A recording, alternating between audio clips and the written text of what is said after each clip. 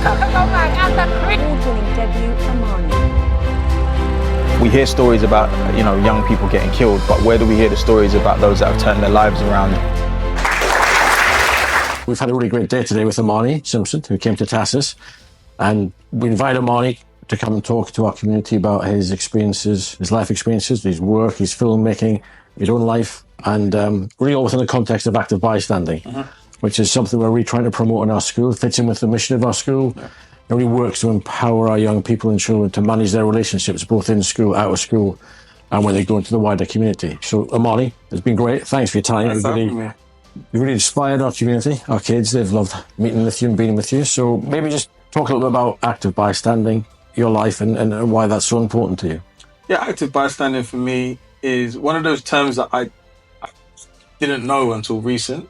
I kind of wish it was available and it was more prevalent when I was in school. I got bullied when I was in school. And so the idea of having people in my school community that would have been a little bit more kinder or aware and maybe interjected at times or told a teacher that I was going through something and maybe tried to help would have been a really a positive thing for me, because ultimately, because it wasn't there, I then found other ways to survive, and a lot of those ways were quite negative. So I'm very conscious of the work that I do now, that I get opportunities to pay forward and to change narratives in different environments. So it's definitely a blessing to come here and to be part of the conversation in this particular community. Yeah, I think because we're an international community, and issue of discrimination, cultural misunderstanding, things like active bystanding can be really powerful. So how do you see that having an impact on communities, on society, empower young people?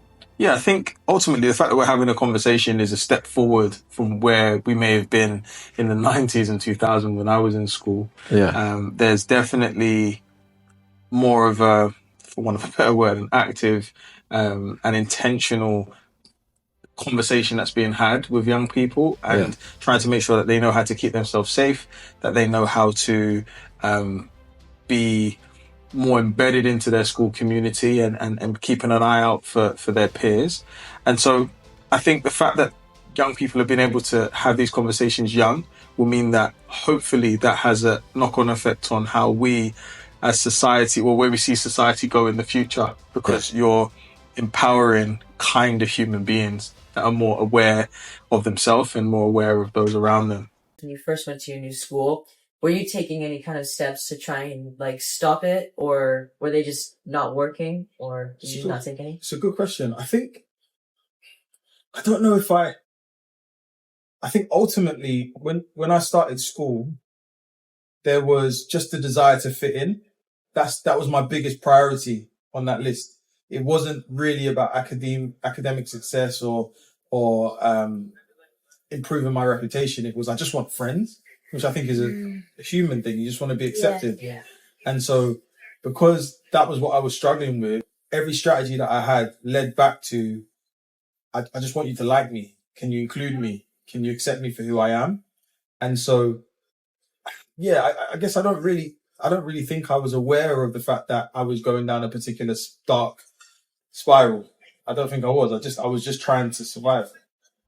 You see active bystanding as a potential positive impact on that type of culture and breaking that down? Yeah, for sure. I would say that it definitely will have a positive effect. I think the thing about snitch culture is it's so deep-rooted, and I think it is really something to do with being a teenager. I always ask the question when I meet teenagers that, if someone was to come in your house and to steal your PlayStation, for example, or your favorite thing, whatever that thing is, right?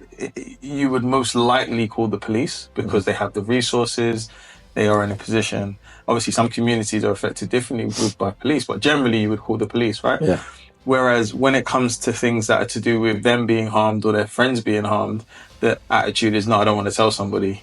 And so I think it is a teenage thing, and so that's why it's really important to kind of tackle it as young as possible with that early awareness of topics like being an active bystander, because then hopefully that has a knock-on effect for the duration of their life in terms of how they will engage with helping other people. Making the right choice. All the stuff in the active bystanding, as I said before, it's really inspired our kids and helped our community a lot. But it was also good you could talk about your career and the work that you do in terms of filmmaking. So talk a bit more about that and how you arrived at this point and your experiences of filmmaking. So I always like to say that I grew up in a really loving, nurturing family, 2-parent household in North London. My mum's an entrepreneur. She has a blinds and curtains business, and my dad used to work for Lord Allen Sugar. And so they did their best to give me that nurture. But as I mentioned, I got bullied in school. I went down a really slippery slope of getting into a lot of trouble at school, ended up getting expelled from school twice, leaving school with minimal GCSEs, spending time at a pupil referral unit, getting groomed to county lines, being involved in street robberies. And not because I needed to, but because I was trying to fit in. And so that was all before 16. And when I was 21, I got stabbed 7 times. And it wasn't anything to do with any kind of gang. I was never in a gang. It was living in proximity to other young people that had lots of other pressures, and the way that they kind of vented that frustration was through violence. And so, I had a moment in the ambulance where I prayed, and I just said, look, I want to live. I want to do something meaningful with my life. Give me another chance. And I was blessed to have that chance. And I remember pledging that if I did get another chance, I would live to help steer young people away from darkness. You got expelled and stabbed. Did your parents not freak out and want to take you away? Of course they did. When I got expelled at 14 and then 16, and then I got stabbed at 21. So there's a big gap in between all of the different things that happened. And that gap between 16 and 21, I'd started to turn my life around. And so it was just circumstantial that I got stabbed because, I was just literally, it was a situation and I got involved. But with my parents, I think I didn't realize how my behavior was affecting them. I think you're really tunnel vision because you're trying to survive. And it's only as I've become an adult and we've healed and restored our relationship that I've been able to fully understand. And also now that I'm a parent as well, I've thought, oh my gosh, imagine loving this baby so much. And then one day she grows up and does even a percentage of the things that I did to my parents. How would I feel? And it made me go and say, Mum and Dad, I'm really sorry. And so that was another key moment for me, just being able to heal. And so everything I do now is around that. I have a youth organisation, a non-profit called Aviard Inspires, and it's set up to empower young people through digital media, personal development and enrichment activities like employability projects and different personal development workshops, etc. And I guess my first project that was most notable was a short film about my story, starring a Hollywood actor called Javan Wade. And it was about my experience of getting stabbed. That went viral in 2019 and gave me a platform to be, if you want to call it a role model, be an example of someone that had certain challenges and has turned their life around. And my latest film, Save Me, is it's about safeguarding. Right, it's about a lot of the things that you speak about, or we're talking about now, about active bystanding, raising awareness of grooming and exploitation, and letting people know that it could happen to anybody. Even though it's perceived to be a particular demographic, age group, etc. It's important that we understand that society has an issue. In terms of paying forward, especially, I love working on projects that are meaningful. So at the moment, I have a project with Goldman Sachs and Hogan Lovells called the Amani Project. I didn't choose the name, but it's called the Amani Project.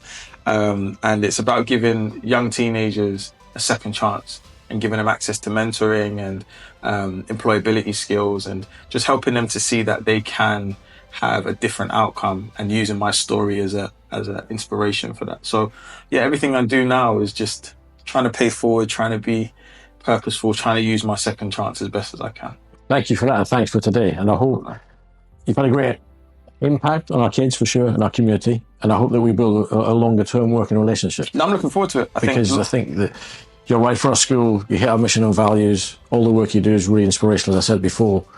And I hope we can continue working with you, not just for this year, but for years to come. Yeah. Great having you, Amani. Thank you very much. Thank you. Cheers. Thank you.